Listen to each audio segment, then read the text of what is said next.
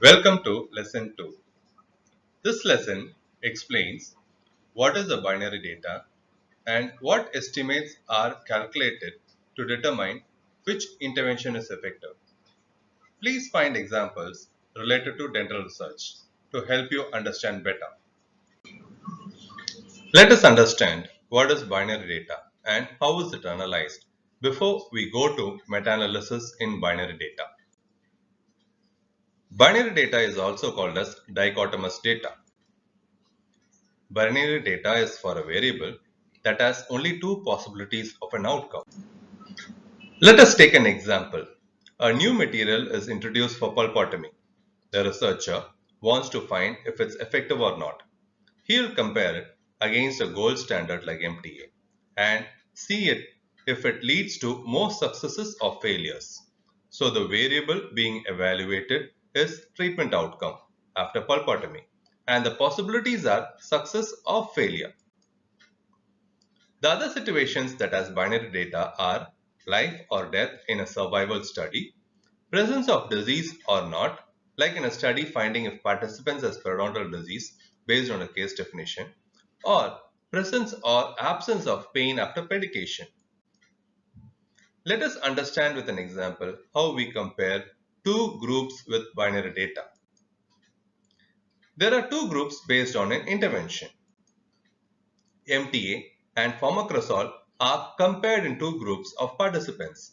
MTA group has 32 participants while formocrosol has 24.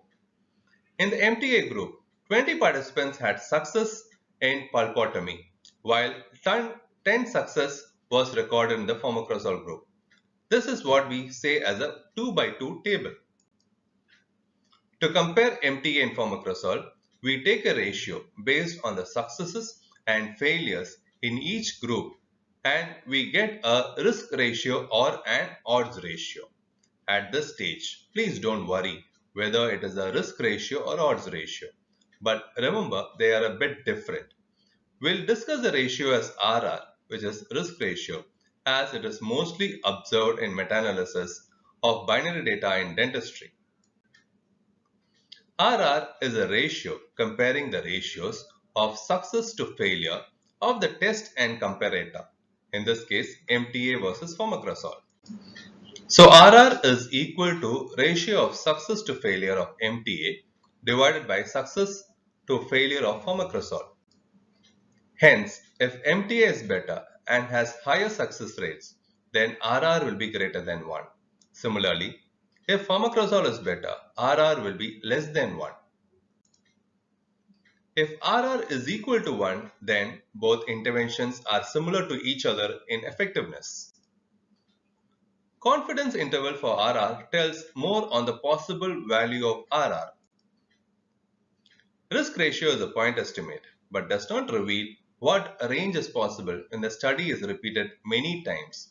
So, CI or confidence interval is important to understand the real value of RR.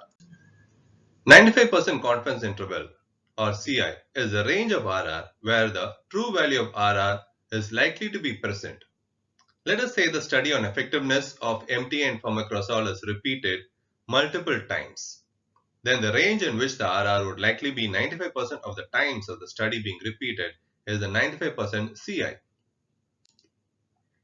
95% CI means we are 95% confident that the true RR will be in this range. If the range of CI has 1 in it, then RR can also be 1. We'll see this more now. Let us see what the relationship of RR and 95% confidence interval is. Some possibilities are possible for RR and CI and let us see some examples to understand better.